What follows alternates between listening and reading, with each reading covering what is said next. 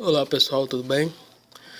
Vamos lá dar sequência nas nossas aulas. Vamos ver aqui a terceira aula para estar ajudando vocês aí no estudo de informática para concurso.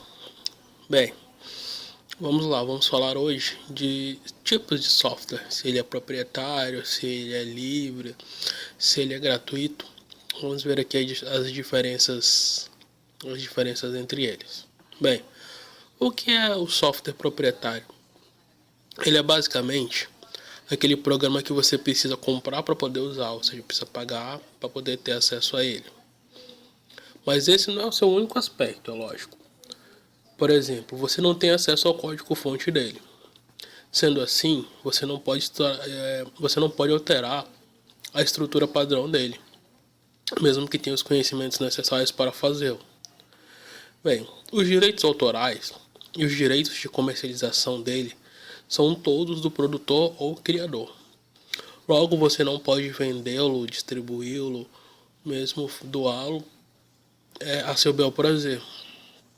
Aí tu pode chegar e falar pra mim, mas eu paguei pelo programa, posso fazer o que eu quiser com ele. Errado, jovem, muito errado. Você pagou pela licença de utilização do programa. Isso não te faz o proprietário dele. Como por exemplo, quando você aluga uma casa, ela não é sua. Você pagou pelo direito de habitá-la por um determinado tempo. Geralmente é necessária uma licença para cada computador onde você deseja instalar o software. Por exemplo, digamos que você tem um pequeno escritório com 5 computadores e precisa instalar o Microsoft Office nesses computadores. Você precisa adquirir 5 licenças do Microsoft Office para instalar nos seus computadores, ou seja, cada computador vai ter sua licença exclusiva. Vamos falar, eu vou listar agora para vocês algumas características básicas que nós já falamos até agora do proprietário, mas só para deixar um pouco mais claro. Bem, primeiro, ele é pago, você precisa pagar para poder ter direito à licença dele. Ele não pode ter estrutura modificada, você não pode mudar o padrão do programa, da maneira como você compra, da maneira como ele é instalado, é a maneira como vai ficar no seu computador de eterno. Os usuários não têm acesso ao código-fonte, você não pode descobrir qual é a programação interna do sistema. E os direitos autorais e comerciais pertencem ao proprietário, ao criador, ao produtor do software. Você não pode vender, você não pode distribuir. Ok? Vamos para o próximo agora então. Já encerramos aqui o básico sobre o software proprietário. Bem, vamos falar do software livre. O software livre é um conceito extremamente poderoso no mundo da informática. Para se enquadrar nesse conceito, o software precisa ter características ligadas ao aspecto de liberdade. Podemos então dizer nesse conceito que se trata de um movimento social que defende uma grande causa. Agora há pouco, quando falamos do software proprietário, vimos que uma das suas características é o não acesso ao código-fonte. Agora temos uma situação completamente diferente, uma vez que um dos pilares da liberdade defendida por esse conceito é o acesso irrestrito ao fonte. A organização Free Software Foundation define 4 liberdades para que o software se enquadre no conceito de software livre. Quais seriam essas liberdades?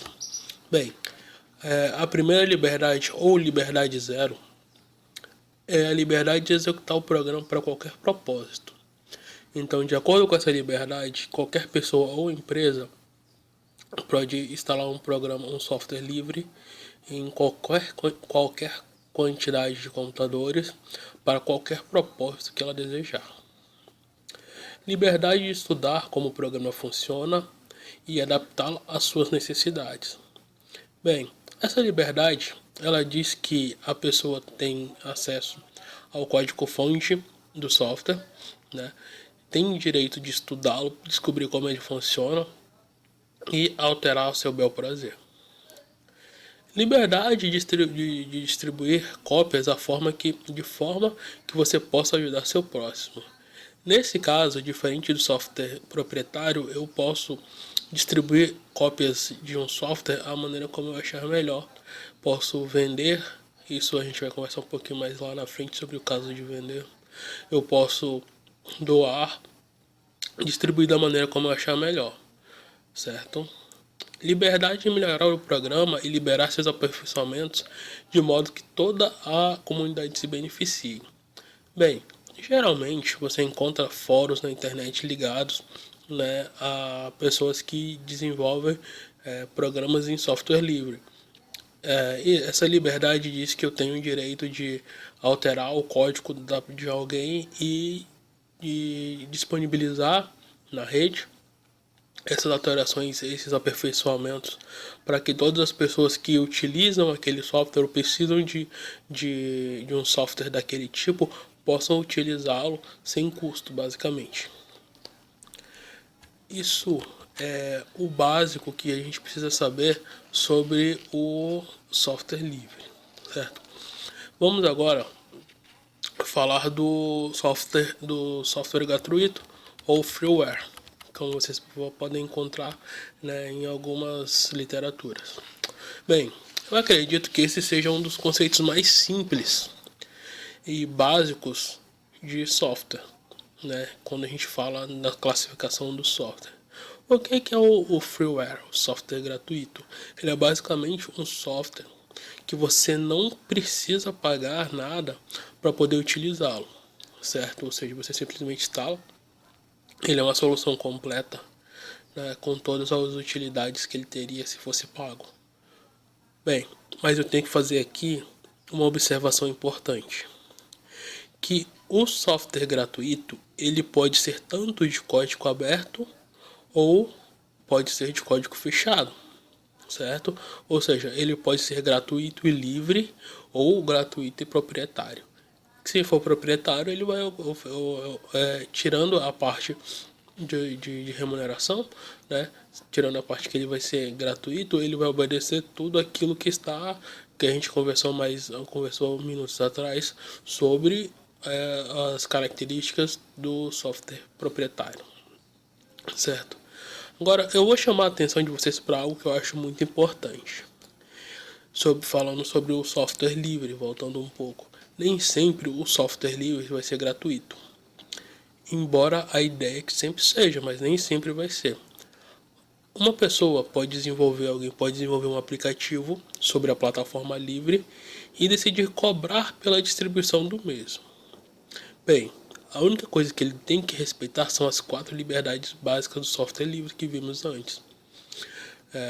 Certo? Ou seja, bem, eu tenho que poder instalar em qualquer número de máquinas irrestritamente e usar para aquilo que eu quiser, certo? Eu tenho que poder estudar, ou seja, ter acesso ao código-fonte, né?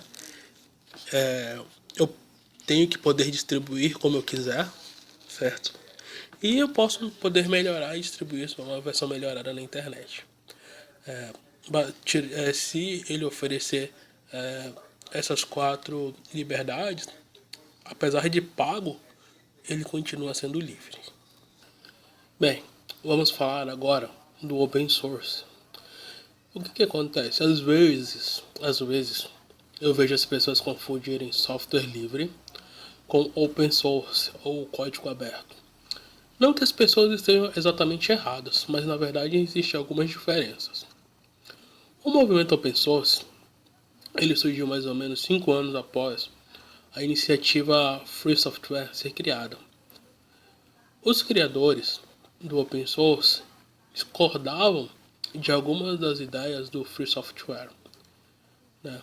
Embora essa nova iniciativa, a open source, não ignore os ideais da Free Software, ela criou quesitos mais flexíveis para que um software seja classificado como open, permitindo assim que grandes empresas, como por exemplo a Microsoft, pudessem desenvolver programas de código aberto que se encaixem nessa qualificação.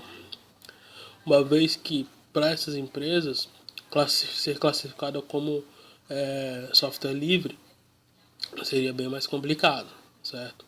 Então a ideia da open source é facilitar, né, o desenvolvimento mesmo por grandes empresas comerciais. Embora a Free Software e a Open Source discordam em certos pontos, não são iniciativas inimigas.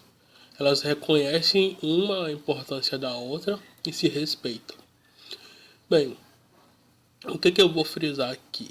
Geralmente, né, é comum, se a gente for analisar os conceitos das duas, do Free Software e da Open Source, que em uma grande maioria dos softwares, a gente vai ver que um software ele é ao mesmo tempo free e open, certo? Por isso que eu comecei dizendo, nem sempre geralmente as pessoas não estão erradas, é simplesmente pequenas diferenças, ok? E para encerrar esse vídeo de hoje que ficou muito longo, infelizmente são muitas classificações, não tive infelizmente como fazer algo menor. Vou falar do shareware ou trial. O que seria isso? Bem, esse software ele é um software de amostra, basicamente amostra grátis. Ele tem todas as funcionalidades básicas do programa em si, mas ele não libera tudo, a não ser que você adquira a licença. Alguns deles, né, quando a gente fala de, por exemplo, de antivírus, ele vem com a funcionalidade completa por alguns dias. Essa é uma das possibilidades do trial. Ele pode vir com a funcionalidade completa por alguns dias, geralmente 15 dias, ou ele, apesar de ele ter uma interface completa, ele só te libera algumas, né, das opções. O que eu posso estar citando aqui para vocês? NVIDIA Converter é um programa usado para conversão de vídeo, né, e para baixar vídeos, por exemplo, do YouTube. Bem, ele funciona basicamente por completo, né, no que tange aquilo que você necessita, que é fazer o download de vídeos, mas para algumas funcionalidades você tem que pagar a licença completa dele para que ele funcione completamente. Antivírus, geralmente quando você baixa lá aquele Avast da vida, aquele Avira, que você baixa a versão free dele, na verdade é uma versão trial. Ele não, ou ele não tem todas as funcionalidades, ou depois de um certo período ele vai te avisar que aquela licença trial expirou e que seu computador está em risco e que você tem que adquirir uma licença completa, certo? Bem, pessoal, por hoje é só, né? Eu espero que o vídeo tenha ficado bom, que vocês tenham entendido as diferenças aí. Se tiverem dúvidas, podem estar mandando lá no YouTube. Pode estar mandando ali as dúvidas que eu respondo. Faço questão de responder. Posso demorar um pouquinho, um dia ou dois, mas chegando para mim lá a notificação, eu dou uma olhada e respondo. E se tiverem sugestões de tema para ser abordado, podem colocar também, que eu faço um videozinho e posto para que vocês, para poder tirar as dúvidas de vocês, ok? Então, um abraço e até mais.